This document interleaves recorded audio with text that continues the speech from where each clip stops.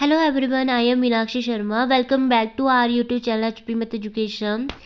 Dear aspirants, HP Math Education जो कि आपको प्रोवाइड करवाता है डिफरेंट एग्जाम से related informative and helpful videos. चलिए शुरू करते हैं आज के जो सीरीज को।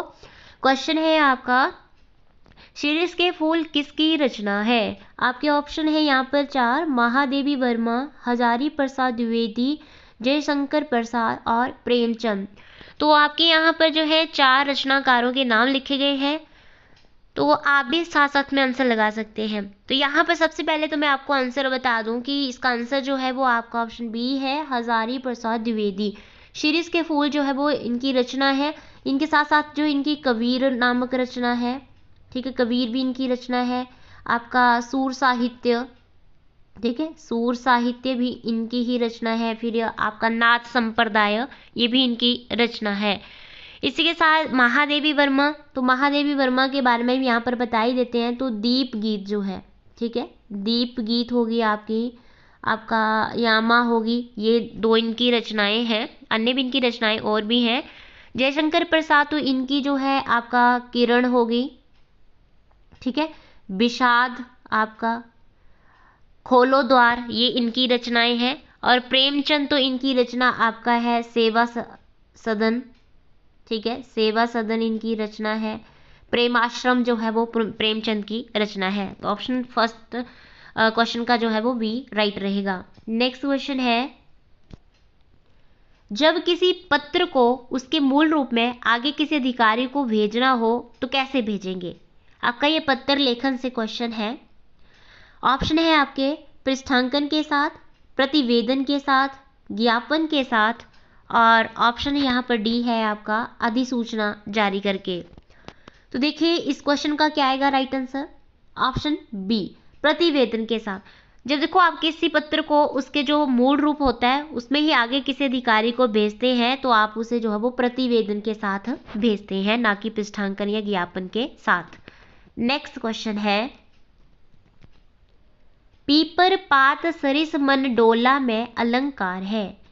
उत्प्रेक्षा, रूपक, यमक, उपमा, कौन सा अलंकार है? तो इस क्वेश्चन का क्या आएगा राइट आंसर? राइट आंसर है इसका ऑप्शन डी, यानी कि उपमा। अब ये उपमा क्यों है ये भी आपको पता होना चाहिए।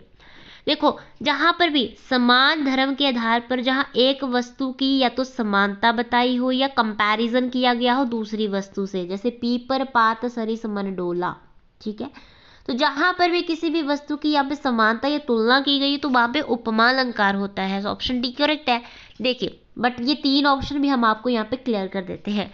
उत्प्रेक्षा अलंकार, उत्प्रेक्षा अलंकार क्या होता है? तो जहां उपमेय में उपमान की संभावना व्यक्त की जाती है। अब आपके लिए काफी थोड़ा डिफिकल्ट लग रहा होगा, डोंट वरी, आप इसमें जो है ध्यान रखेंगे जहां पर भी आपका क्या आ जाए, तनु आ जाए, जनु, मनु, जानो, मानो, ये वाचक शब्दों का जहां पर प्रयोग हो आपका कौन सा अलंकार होता है? उत्प्रेक्षा अलंकार होता है। सेकेंड ऑप्शन था आपका रूपक। रूपक अलंकार में क्या होता है कि जहां उपमेय में उपमान का निषेध रहित आरोप हो, ठीक है, वहां पे रूपक अलंकार होता है। यमक अलंकार कहाँ पे होता है? तो इसका शाब्दिक अर्थ क्या होता है? युग्मक। क्या होता है? युग्मक या युगम, जोड़ा। तो जहां भी एक शब्द या शब्द समूह की एक साथ या अलग अलग पद में जो है वो क्या हो, आपकी आवृत्ति हो, किंतु उनका अर्थ जो वो प्रत्येक बार अलग होता है, तो आपका वहां पर यमक अलंकार होता है। नेक्स्ट क्वेश्चन है, फलासक्त में कौन सा समास है? करण समास, ठीक है, द्वंद्व समास, तत्पुरुष समास, द्विगु समास। अब ये करण आपको लिख रहा है तो करण इट मींस कि कर्ण तत्पुरुष की बात हो रही है, ठीक है, तो कौन सा आएगा इसमें? फलासक्त। आपका फलासक्त यानी कि फल में जो आसक्त, ठीक है, तो फल में आसक्त, फल में आसक्त में क्या आएगा आपका? तत्पुरुष। कौन सा तत्पुरुष आपका? अधिकरण तत्पुरुष समास आएगा। तो ऑप्शन यहाँ पे सी बिल्कुल करेक्ट है। अब देखिए यहाँ पर ऑप्शन द्वंद्व भी है। द्वंद्व समास क्या होते हैं? जहां पर देखो आपका जो है पूर्व पद और जो उत्तर पद होते हैं वो दोनों ही इसमें क्या होते हैं? प्रधान होते हैं। यानी कि अगर आपको एक ट्रिक बताएं तो 2 पदों के बीच क्या होता है? योजक चिन्ह का प्रयोग होता है। जैसे आपका लिखा हो माता पिता, ठीक है, तो इनका क्या बनता है माता और पिता, तो कौन से समास में जाएंगे आपके द्वंद्व समास में जाएंगे। इसी तरह आपका है द्विगु समास। द्विगु समास में क्या होता है, तो देखो उत्तर पद प्रधान होता है और पूर्व पद संख्यावाची होता है। जैसे कि आपका है नवरत्न, 9 रत्नों का समूह संख्या है, तो आपका नव क्या है पूर्व पद क्या है संख्यावाचक, उत्तर पद प्रधान है कि 9 रत्नों का समूह, तो कौन सा समास है द्विगु। तत्पुरुष समास कौन से होते हैं, तो जहां पे पूर्व पद अप्रधान होता है और उत्तर पद प्रधान होता है और दोनों पदों के बीच क्या होता है आपका कारक का लोप होता है, वहां पर कौन सा होता है तत्पुरुष समास होता है। नेक्स्ट क्वेश्चन है दंड में प्रयुक्त संधि कौन सी है, व्यंजन संधि, विसर्ग संधि, वृद्धि संधि, उपरोक्त में से कोई नहीं। अब देखिए इस क्वेश्चन में आपका क्या आएगा राइट आंसर। इसमें आपका जो है राइट आंसर है ऑप्शन ए व्यंजन संधि। अब विसर्ग संधि क्यों नहीं है, वृद्धि संधि क्यों नहीं है। विसर्ग संधि क्या होती है, तो विसर्ग के साथ जो है स्वर या व्यंजन के संयोग से जो विकार होता है उसे बोलते हैं हम विसर्ग संधि। जैसे आपका है मनः धन हर, तो क्या बनेगा आपका मनोहर, ठीक है, तो ये आपकी विसर्ग संधि है। फिर है इसमें आपका वृद्धि संधि। वृद्धि संधि क्यों नहीं था, वृद्धि संधि में क्या होता है, तो जब संधि करते समय जो है आपका अ आ के साथ क्या आ जाए ए आ जाए, ठीक है, ए आ जाए तो आपका क्या बन जाता है आई बन जाता है, और आए तो आपका आ के साथ ओ आऊ हो तो क्या बन जाता है तो आऊ बन जाता है, ठीक है। इसमें जैसे आपका एग्जाम्पल की बात करें तो देखिए क्या बनेगा सदा धन एव, तो क्या बन जाएगा इसमें सदैव, ठीक है, आ और ए मिलकर क्या बनाएंगे आपके आई बनाएंगे तो बन जाता है सदैव, होती है आपकी वृद्धि संधि।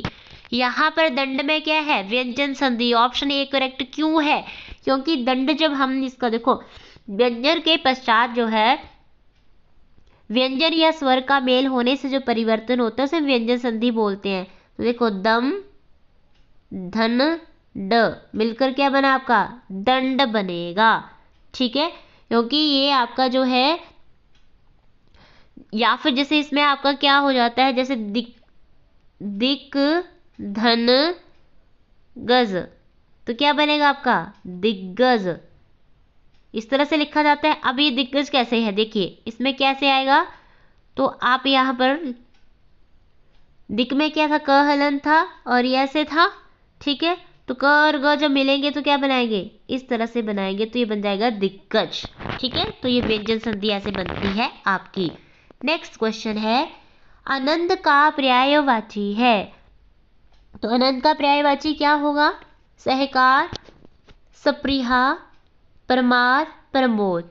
अब आपको ऑप्शंस के पता होने चाहिए सबसे पहले पर्यायवाची सहकार, तो सहकार के पर्यायवाची क्या होते हैं आपका मादक भी होता है, ठीक है, रसाल भी होता है, ये तो आपके सहकार के पर्यायवाची। अब इसके बाद लिखा गया है सेकंड ऑप्शन स्पृहा। स्पृहा का क्या होते हैं आपका चाह इच्छा, ठीक है, ये इसके जो है वो पर्यायवाची होते हैं। नेक्स्ट है आपका प्रमाद। प्रमाद का क्या होता है आपका भूल, ठीक है, आपका भ्रम भ्रांति। अब इसके बाद है आपका प्रमोद, तो प्रमोद का क्या होता है आपका पर्यायवाची आनंद उल्लास, ठीक है, आनंद उल्लास आपके ही होते हैं। तो यहाँ पर अब आपको क्लियर हो गया होगा कि क्वेश्चन नंबर 6 का आनंद का पर्यायवाची क्या होगा, ऑप्शन डी प्रमोद आनंद उल्लास। नेक्स्ट क्वेश्चन है अवनी का विलोम शब्द है धरा शशांक अंबर सितारा, क्या आएगा अवनी का विलोम शब्द, देखिए धरा, धरा का विलोम होगा आपका क्या आकाश, ठीक है, धरा का विलोम आकाश। शशांक का विलोम क्या होगा आपका दिनकर, दिनकर। सितारा का क्या होगा आपका तारादीप, तारादीप। तो अंबर, अंबर का विलोम होगा अवनी, तो यहां पर क्या हो जाएगा क्वेश्चन नंबर 7 का option C correct. Next question है अनेकार्थी शब्द अक्ष का आशय इनमें से कौन सा नहीं है, ठीक है, ऑप्शन है आपका ए भूतल, बी पहिया, सी सी आंख, डी चौसर का पासा। तो क्या आएगा इसका राइट आंसर? इनमें से कौन सा इसमें आपका अक्ष का आशय नहीं है? ऑप्शन ए भूतल नहीं है, बाकी पहिया, आंख, चौसर का पासा ये सभी जो है वो अक्ष के ही आशय है। नेक्स्ट क्वेश्चन है, वह नायिका जो अपने पति के परदेश में होने के कारण दुखी हो वह है प्रोषित पत्रिका, वियोगिनी, विरह विदग्धा, खंडिता। तो क्या आएगा? देखो आपका इसमें राइट आंसर जो है ऑप्शन ए प्रोषित पत्रिका आएगा। देखो वियोगिनी, वियोगिनी का अर्थ क्या होता है? जो अपने पति या प्रिय से वियुक्त हो तब आता है। विरह विदग्धा यानी कि वियोग का दुख, जुदाई का दुख। खंडिता यानी कि अपने प्रिय पर अन्य स्त्री के साथ रति संसर्ग जो है आपका जनित लक्षणों को देखकर जो दुखी नायिका होती है तब खंडिता आता है। तो यहाँ पर जो प्रोषित पत्रिका है वो होती है जब नायिका जो अपने पति के प्रदेश में होने के कारण दुखी हो। So option is the correct answer. Next question है, निम्नलिखित में अविकारी शब्द है नारी, सर्दी, परंतु, मीठा। तो यहाँ पर अविकारी शब्द क्या है? शब्द आपका कौन सा आंसर यहाँ पे राइट है? सी परंतु, बाकी आपके अविकारी नहीं है, सी जो है वो बिल्कुल करेक्ट है। नेक्स्ट क्वेश्चन है, निम्नलिखित में से कौन सा योजक चिन्ह है? ये आपको 4 दिए गए हैं। अब फर्स्ट ऑप्शन में आपका कौन सा चिन्ह है? तो इसको बोलते हैं पूर्ण विराम चिन्ह, ठीक है, sign of full stop. Second ये जो है इसको बोलते हैं आपका अल्प विराम, ठीक है, इसको बोलते हैं अल्प विराम यानी कि कोमा।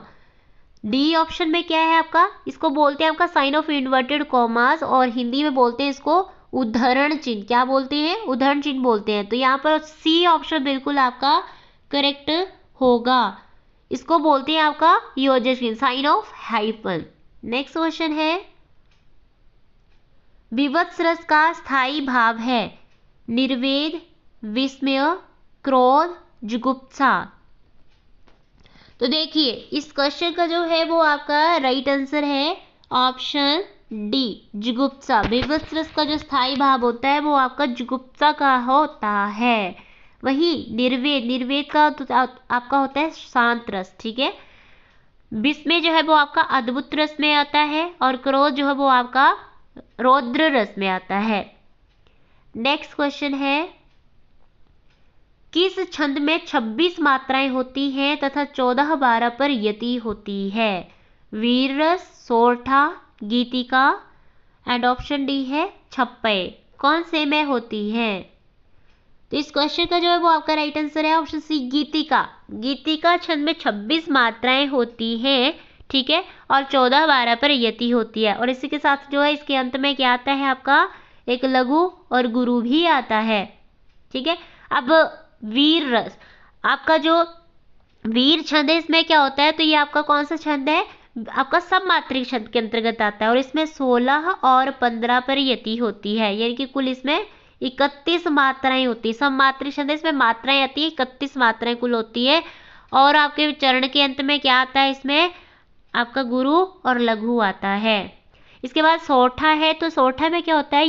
ये आपका अर्ध सब मात्रिक छंद है। इसमें आपके 4 तो चरण ही होते हैं, 4 चरण होते हैं, 11-13 की यति होती है, कुल 24 मात्राएं होती है। 11-13 यानी पहला तीसरा में 11, ठीक है, दूसरे चौथे चरण में आपकी 13 मात्राएं आती हैं।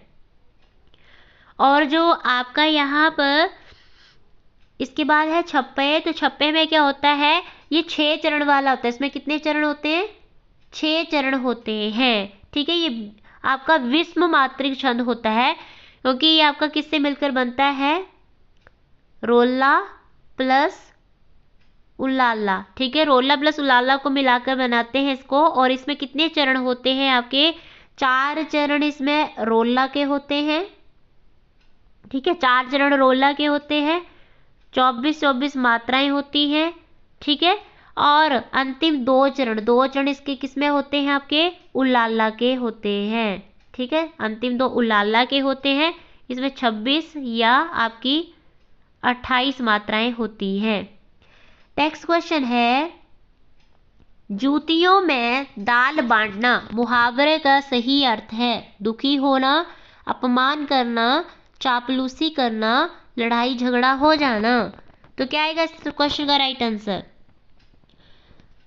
तो इसका राइट आंसर है ऑप्शन डी, लड़ाई झगड़ा हो जाना। नेक्स्ट क्वेश्चन है, ये हिंदी आपकी इस सीरीज का, आज के इस वीडियो का लास्ट क्वेश्चन, इंपॉर्टेंट क्वेश्चन है। शुद्ध वाक्य का चयन कीजिए।